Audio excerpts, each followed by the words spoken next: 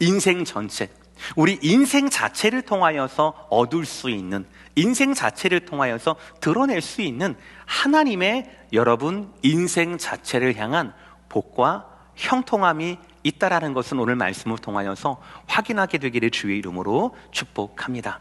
하늘의 하나님께서 성전을 향해 올라오는, 하나님을 만나려고 올라오는 그런 자들에게 오늘 시편 127편과 128편을 통하여서 복을 주시고 형통함을 주시더라, 그 말씀이에요. 여러분을 향한 복과 형통이 여러분에게 뿐만 아니라 여러분의 가정과 여러분의 가문과 여러분의 모든 공동체 가운데 흐르고 넘치기를 주의 이름으로 다시 한번 축복합니다. 아멘, 아멘. 첫 번째 말씀이에요. 우리는 알고 열심내야 한다라는 것입니다. 우리는 알고 열심내야 합니다. 무엇이 복된 것이고 무엇이 헛된 것인가 라는 것을 알고 열심내야 합니다. 모든 사람들이 한 번뿐인 인생, 이 소중한 인생을 허투루 보내고 싶은 사람은 아마 아무도 없을 겁니다. 그러나 오늘 시편 기자, 특별히 시편 127편의 기자인, 기록자인 솔로몬은요, 전도서의 시작처럼 오늘 시편 127편을 시작을 합니다. 헛되다라는 거예요. 오늘 말씀 127편 1절과 2절의 말씀 다 함께 읽을까요? 천천히 읽겠습니다. 시작. 여호와께서 집을 세우지 아니하시면 세우는 자의 수고가 헛되며 여호와께서 성을 지키지 아니하시면 파수꾼의 깨어 있음이 헛되도다. 너희가 일찍이 일어나고 늦게 누우며 수고의 떡을 먹음이 헛되도다. 여러분, 우리는 솔로몬의 삶을 잘 알아요. 그의 지혜가 얼마나 대단했는지, 그의 삶이 얼마나 부유하고 위대했는지 우리는 잘 압니다. 아마 역사책에서 솔로몬만큼 위대하고 의미 있는 삶과 족적을 남겨둔 사람은 얼마 안 될 것입니다. 그러나 아무리 많은 이 위대해 보이는 사람이라 할지라도 그 인생과 수고에 대해서, 땀 흘림에 대해서 오늘 뭐라고 말씀하고 있습니까? 헛되고 헛되다라고 말씀하고 있어요. 세 가지예요. 첫 번째, 하나님이 집을 세우지 아니하시면 집을 세우는 자의 수고가 헛되다라고 말씀하고 있습니다. 여러분, 이것을 그냥 어떤 그 금언이나 격언처럼 듣지 마시길 바랍니다. 집을 짓는 것과 솔로몬은 너무나 밀접한 관계가 있어요. 아마 성경 중에 집을 짓는 가장 20년 동안 솔로몬은 자기의 집과 궁전과 하나님의 성전을 20년 동안 지었거든요. 그 솔로몬의 성전은 너무나 위대해서 지금도 많은 사람들이 추억하는 것이 바로 솔로몬의 성전입니다. 지중해 연안 그 근방에 온 소문이 드러날 정도로 아주 화려하고 견고하고 대단한 건물, 그 집을 지은 것이 바로 솔로몬이었어요. 그 솔로몬의 기록입니다. 하나님이 짓지 않으시면, 하나님이 함께하지 않으시면 나 솔로몬이라 하더라도 저기에서 수고한다라는 말씀은 그냥 일반적인 사람이 아닙니다. 수고한다라고 하는, 세우는 자라고 하는 건 바로 뭐냐면 스페셜리스트를 말하는 거예요. 그 세우는 자는요, 건축자를 말하는 겁니다. 기술을 가진 사람이에요. 그리고 저의 경력이 있는 사람입니다. 하나님이 세우지 않으시면, 하나님이 짓지 않으시면 아무리 나 같은 왕이라도, 아무리 전문가가 함께 하더라도 하나님이 함께 하시지 않는 집을 짓는 것은 헛되다라는 말씀이에요. 두 번째, 집에서 조금 더 나아갑니다. 이번에는 하나님이 성을 지키지 않으면 그 수고도 헛되다, 그 깨어있음도 헛되다라는 거예요. 이것은 집을 짓는 것에서 그 다음 단계입니다. 집을 이미 지었어요. 집들이 모여 있습니다. 그걸 성이라고 얘기하잖아요. 이제는 이 지어진 집들을 지켜야 해요. 그렇죠? 유지해야 합니다. 보수해야 합니다. 그러나 그 유지 보수를 위해서, 지키는 것을 위해서 아무리 잠을 몰아가면서 파수꾼이 지킨다 하더라도, 특히 여기서 저 파수꾼이라는 단어는 성을 지키는 파수꾼에게만 사용되는 것이 아니라 성경을 보시면 양을 치는 목동에게, 그리고 과수원을 지키는 과수원 지기에게 똑같이 사용되는 말이에요. 그게 바로 뭐냐면 양이 있어요. 과수원이 있습니다. 성이 이렇게 번듯하게 있다라는 거예요. 그러나 그것을 밤새도록 지킨다 하더라도 그 수고와 잠깨어 있음이 아무리 열심을 한다 하더라도 하나님이 지키지 않으시면 그 모든 깨어 있음이 헛되다라는 말씀이 두 번째 헛되다라는 말씀이에요. 마지막 세 번째는 더욱더 심각합니다. 우리의 인생과 일상을 말씀하세요. 우리의 인생의 일상에도 하나님이 함께 하시지 않으면 헛되다라는 거예요. 세 가지. 너희가 일찍이 일어나고 늦게 누우며 수고의 떡을 먹음이 하나님이 함께 하시지 않는다라면 헛된 것이 되고 만다라는 겁니다. 일찍 일어납니다. 늦게 눕습니다. 수고의 떡을 먹습니다. 정말 열심히 살아가는 거예요. 그런데 하나님 없이 열심히 살아가는 것, 하나님 없이 땀을 흘리는 것, 하나님 없이 이민자의 삶으로 열심히 땀을 흘리며 자기의 성공을 위해 살아가는 것, 이것이 하나님이 없으면 헛된 것이다 라는 말씀이에요. 헛되다라는 뜻이 뭡니까? 헛되다라고 하는 것은요, 잘 기억하세요. 없다라는 게 아니에요. 있어요. 껍데기만 있는 거예요. 정확히 말씀드리면 우리의 인생과 수고와 땀 흘림 자체가 헛된 것이 아니라는 거죠. 하나님이 없는 수고, 하나님이 없는 땀 흘림, 하나님이 없는 잠깸, 하나님 없이 일찍 일어나고 늦게 누우며 수고의 떡을 열심히 하는 하나님 없는 그 모든 것들은 헛되다라는 것입니다. 그러므로 먼저 우리는 잘 알아야 합니다. 헛됨과 복됨, 그 분기점이 되시는, 그 주관자가 되시는 하나님을 우리는 잘 알아야 한다라는 거예요. 여러분, 128편은 헛되다라고 얘기했어요. 그런데 128편에서는 복되다라고 얘기했습니다. 127편에서 우리의 수고와 우리의 땀 흘림이 헛되다라고 얘기했어요. 그러나 128편에서는 우리의 수고가 복되고 형통하리로다라고 말씀했습니다. 중요한 게 뭐예요? 우리가 얼마나 많은 수고를 했느냐, 우리가 어디에 집을 지었느냐, 우리가 얼마나 많은 땀을 흘렸느냐, 내가 얼마나 일찍 일어나고 늦게 잤느냐, 이겁니까? 아니에요.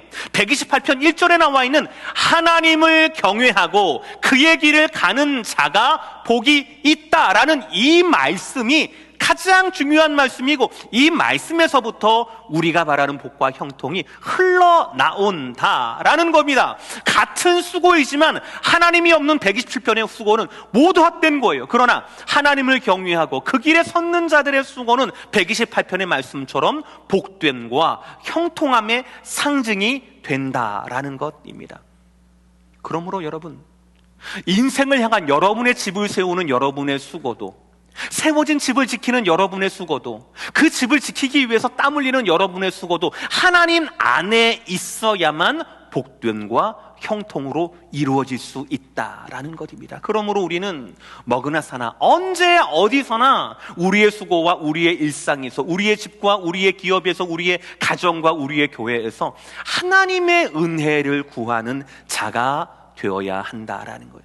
우리의 수고보다 하나님의 은혜가 우리에게 복이 되기 때문에 그렇다라는 것이죠. 고린도전서 15장 10절. 그러나 내가 나 된 것은 하나님의 은혜로 된 것이니 내게 주신 그의 은혜가 헛되지 아니하여 내가 모든 다른 사돈보다 더 많이 수고하였으나 내가 한 것이 아니요 오직 나와 함께 하신, 다 함께 하나님의 은혜로라. 아멘. 여러분, 오늘 하루의 수고가 하나님 앞에서 하나님의 은혜에 연결되어야 한다라는 겁니다. 은혜가 임하는 여러분의 하루, 은혜가 임하는 여러분의 수고, 은혜가 임하는 여러분의 땀 흘림이 진짜 복됨과 진짜 형통의 시작이라는 거예요. 우리는 이것을 알아야 합니다. 이 복됨과 헛됨에, 이것을 잘 알고 헛됨에 애쓸 것이 아니라 복됨에 집중하고 복된 주의 길, 주님을 경외하고 그 길을 걷는 자들, 그 길을 우리뿐 아니라 우리의 자녀들에게도 보여주어야 한다라는 것입니다. 두 번째 말씀은 우리는 알면 감사하다라는 거예요. 우리는 알면 감사하게 되어 있어요. 오늘 127편과 128편 성경을 작은 글씨, 또 다른 혹은 색깔이 다른 글씨로 아마 여러분의 성경에 성전에 올라가는 시라고 쓰여 있을 거예요. 127편은 솔로몬의 시, 성전에 올라가는 시, 128편은 그냥 성전에 올라가는 시, 혹은 성전 순례시라고도 쓰여 있을 수도 있어요.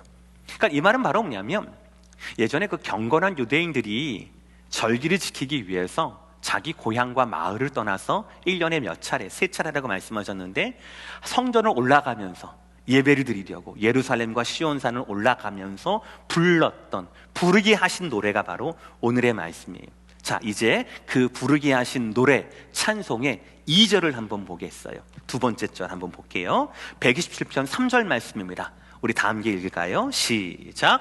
보라, 자식들은 여호와의 기업이요 대열매는 그의 상급이로다. 이번에는 128편 3절입니다. 시작. 내 집 안방에 있는 내 아내는 결실한 포도나무 같으며 내 식탁에 둘러 앉은 자식들은 어린 감람나무 같으리로다. 아멘. 127편과 128편이 구조가 똑같아요. 구조가. 성전에 올라가면서 시편 기자는 첫 번째 구절에 뭐라고 노래했습니까? 하나님을 경외하는 자의 수고는 복돼. 그런데 하나님이 없는 자의 수고는 헛된 거야. 이게 127편과 128편의 1절이에요. 첫 번째 노래였어요. 그런데 두 번째 노래는 바로 뭐냐면, 공이 둘 다 똑같이 자기 수고, 자기 집이 아니라 이제는 뭡니까? 자기 가정에 대해서, 자녀와 가정 안에 와이프를 위해서 지금 기도하고 노래하고 있다라는 것입니다. 그러니 여러분 꼭 기억하시길 바랍니다. 이건 우리가 너무나 잘 동의하는 건데, 하나님이 주시는 복과 형통은 나만이 받고 나만이 수의 대상이 되는 것이 아니라 나를 통하여 우리의 배우자에게, 나를 통하여 우리의 자녀들에게 그대로 이어져 가야 한다라는 사실이에요. 먼저 127편 3절을 볼게요. 뭐라고 합니까? 보라라고 시작을 해요. 보라라고 시작을 해요. 여러분, 127편 아까 제가 1대제 말씀드렸어요. 1, 2절에 어떤 말씀이었죠? 헛되고 헛되고 헛되다라고 말씀드렸어요. 그렇죠.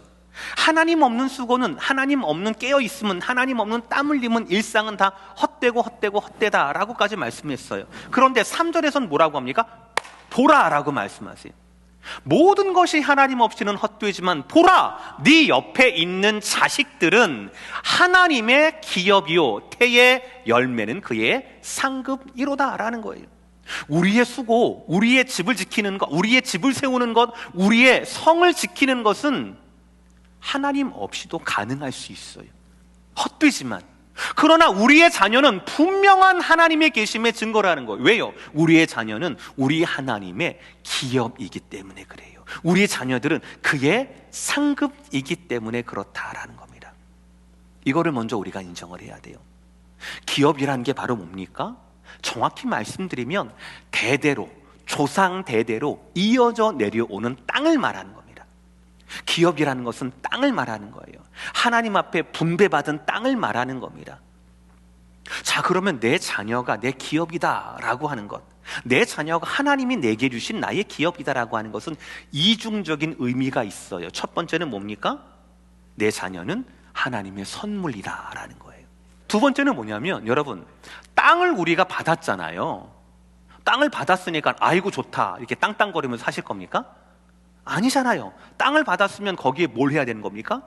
농사를 지어야 되죠. 개간을 해야 되는 겁니다. 뭘 심어야 돼요? 그 땅 위에 내 땀 흘림이 있어야 더 많은 것들을 얻을 수 있잖아요. 자녀도 마찬가지라는 거. 이중적인 의미라는 게 뭐냐면, 자녀는 하나님이 우리에게 주신 선물로서의 기업이며, 또 자녀는 우리가 땀을 흘려야 하고, 우리가 섬겨야 하고, 우리가 양육해야 할 우리의 섬김과 땀 흘림의 대상이라는 것입니다. 부모로서 내 기업, 선물로 주신 영원히 이어받을 기업으로서의 자녀에 대한 부모의 역할, 부모됨, 이 양육의 책임과 특권과 사명은 끝나지 않는 겁니다.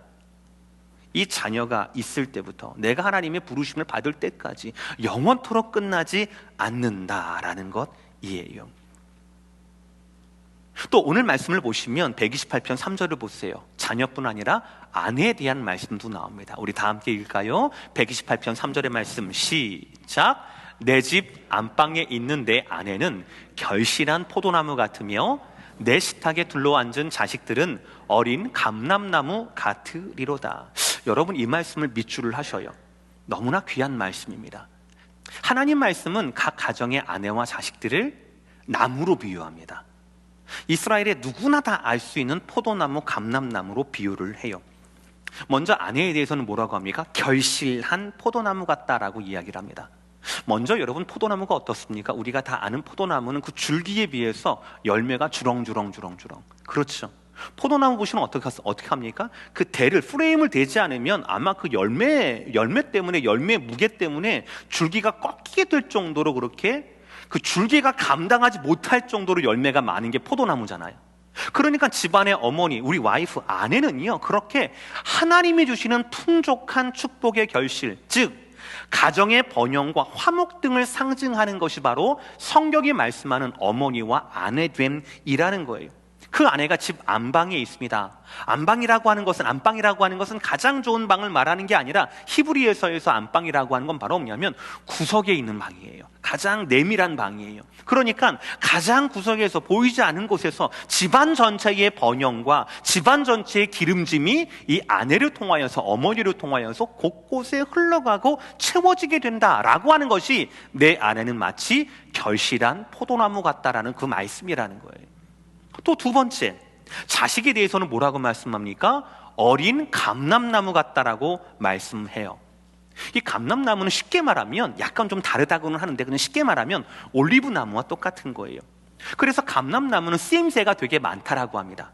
그 목재도 좋고요, 기름도 좋고요, 열매도 좋고요, 그 꽃잎도, 잎사귀도 모두 상품으로 만들 수 있다라고 합니다. 근데 제가 주목한 건 바로 뭐냐면, 보여주시겠습니까? 제가 주목한 건 바로 뭐냐면, 그 감람나무를 왜 어린이라고 하는 형용사를 썼을까예요. 포도나무에서는 결실한, 열매가 많은, 이거는 이해가 돼요. 포도나무 자체의 상징이 바로 풍성함이니까. 우리 어머니한테 가면 되게 풍성하거든요. 포근하잖아요. 그렇죠? 그런데 왜 이 감람나무에는 어린이라는 형용사를 썼을까였어요. 찾아보니까 감람나무가 다른 일반적인 나무와 다른 게 있더라고요. 차이가 나는 게 있더라고요. 이 감람나무는요, 다른 나무들보다 확연히 성장이 늦는다라고 합니다. 굉장히 늦게 자란대요. 심고 난 다음에 첫 번째 열매를 맺기까지 10년에서 14년을 기다려야 한대요. 그런데 이뿐만이 아닙니다. 좀 상품다운 상품, 걷어가지고 팔만한 그런 상품을 얻을 때까지, 제품다운 제품을 얻을 때까지는 무려 30년이 걸린다라고요. 그게 감람나무래요. 그러고 보니까 우리 인생하고 비슷한 것 같아요. 감람나무 사이클이. 그렇죠? 우리도 몸이 다 자라는 사춘기라고 부르잖아요. 그게 한 15년, 16년 정도 되지 않습니까? 그렇죠? 그렇다고 사람 구실합니까?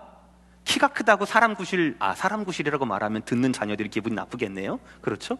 갖다 팔 수 있는 제품이 되는 게 아니잖아요. 30년 정도는 더 기다려야 되는 거예요. 그렇죠?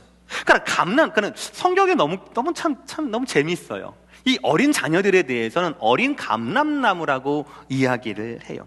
근데 재밌는 건 이 감람나무가요, 한 번 자라면, 그렇게 30년 딱 자라면은요, 한 번 열매를 맺으면 수백 년 이상 꽃을 피우고 열매를 맺는다라고 이야기를 해요. 하나님께서 주시는 복과 형통, 하나님이 주시는 복과 형통케 하는 가정은 마치 나무가 가득한 그런 가정과 같다라고 말씀해요. 그것이 오늘 말씀이에요.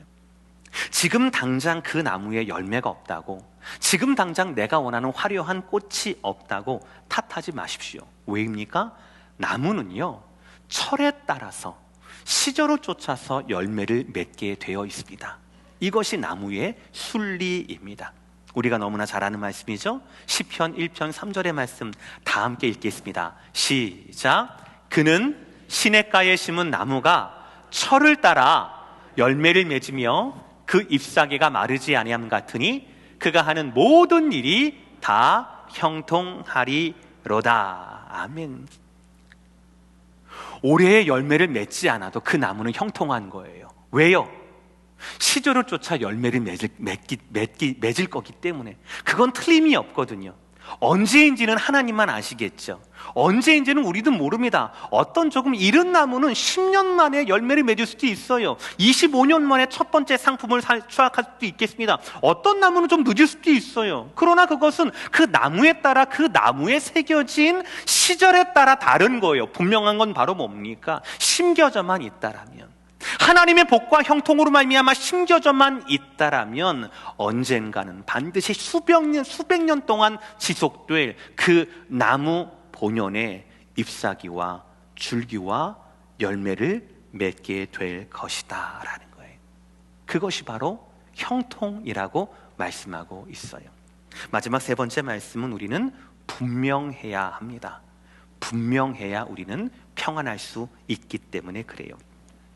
우리의 사명이 분명해야 합니다. 우리의 사명은 우리의 자녀들이 우리보다 더 큰 복을 받는 것인데 이 복에 대한 분명한 기준이 있어야 해요. 그것이 우리가 받는 축복과 형통의 비결이라고 할 수 있고 우리의 부모됨의 특권이라고 할 수가 있을 겁니다. 오늘 128편 5절 6절 말씀드린 대로 오늘의 말씀은 성전 순례시예요. 성전을 향해 올라가면서 많은 유대인들이, 경건한 유대인들이 불렀던 노래입니다. 그런데 그 마지막 후렴이 바로 뭐냐면 이 5절과 6절이에요. 근데 5절과 6절을 잘 뜯어보면 바로 뭐냐면 제사장이 그 백성들에게 축복하는 축복 기도문의 형식이 되는 겁니다. 오늘 하나님 말씀은 우리에게 5절 6절을 통하여서 세 가지 복을 허락하십니다. 다시 한번 말씀 보여주시겠습니까? 세 가지 복을 허락하시는데 여러분 잘 보세요. 세 가지 복이요 다 미래에 대한 복이에요. 앞으로 일어날 복이에요. 내게 복을 주실지어다, 번영을 보며 자식의 자식을 볼지어다, 평강이 있을지어다 라는 축복이에요. 내일을 향한 축복이라는 거예요. 첫 번째 복입니다. 여호와께서 시온에서 내게 복을 주실지어다. 아멘. 하나님께서 어디에서 복을 주신다라고 합니까? 시온에서 복을 주신다라고 해요. 그런데 성전을 올라가는 시, 성전 순례시라고 하고 있잖아요. 지금 모든 이스라엘 백성들이, 경건한 이스라엘 백성들이 어디를 향해 가고 있습니까? 하나님의 성전이 있는 예루살렘을 향하여, 시온을 향하여 올라가고 있는 거예요. 하나님의 축복을 향하여 올라가고 있는 겁니다. 그들 가운데 하나님 뭐라고 말씀합니까? 하나님이 시온에서부터 너에게 복이 있을 것이다 라고 말씀하고 있어요. 일대지에 말씀한 것처럼 우리의 수고가 하나님이 함께 하셔야만 헛됨이 아니라 복됨이 된다라고 했는데, 우리의 축복은 나만 누리는 축복이 아니라 우리의 자녀와 우리의 가정 모두가 누려야 되는 축복이라고 이야기를 했는데, 그 축복이 바로 하나님에게서부터 올 것이다. 오늘보다 내일도 내가 시온에 가까워질 거 아니에요. 그렇죠 여러분? 지금 내가 성전에 올라가기 때문에, 그러면 오늘보다 내일도 더 확실하고 더 많은 하나님의 축복이 나의 것이 될 수가 있다라는 그 말씀인 거예요. 그 메시지인 거예요. 축복은 오늘 저와 여러분들이 가진 우리의 소유에게 오는 것이 아니라 저와 여러분의 오늘 삶과 내일의 삶을 주관하게 될 하나님에게서부터 온다라는 메시지예요. 우리는 이것을 잊어버리면 안 된다라는 것입니다. 첫 번째 하나님의 축복은 시온에서부터, 하나님의 성전에서부터 온다라는 거예요. 이 말씀의 대상이 누구라고요? 시온을 향해 올라가는 자들에게 주셨던 말씀이라는 겁니다. 두 번째 복은 뭡니까? 내 평생에 예루살렘의 번영을 볼 것이다 라는 말씀이에요. 이 두 번째 말씀은 나를 포함한 우리 신앙 공동체 모두가 받게 되는 복이라는 거예요.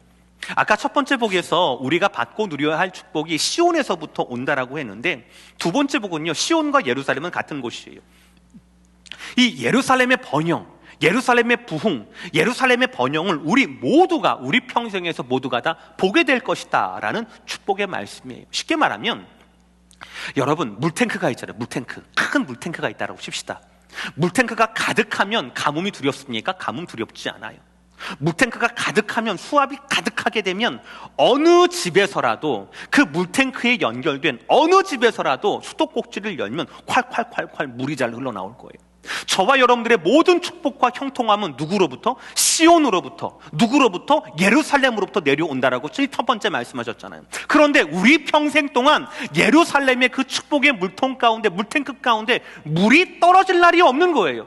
우리 평생 동안 한 번도 내가 하나님을 믿고 기도했는데 한 번도 형통이 임하지 않는 날이 없게 되는 거예요. 그것을 지금 두 번째 복으로 우리 가운데 말씀하고 있다라는 것입니다. 게다가 이 두 번째 말씀은요, 볼지어다 라는 명령으로 시작해요. 우리가 막 기도하고 우리가 막 원해서 우리가 하나님께 빌고 빌어서 우리 가운데 연결되는 게 아니라 하나님이 선포하시는 거예요. 볼지어다, 예루살렘의 축복의 물탱크가 이미 가득했어. 너는 파이프로 이으면 되고 이어진 파이프에 수도꼭지만 열면 돼 라는 말씀이 복에 대해서 구하는 게 아니라 복에 대해서 선포하시고 선언하시고 이것을 믿으라고 말씀하시는 말씀이 오늘 두 번째 축복이라는 겁니다.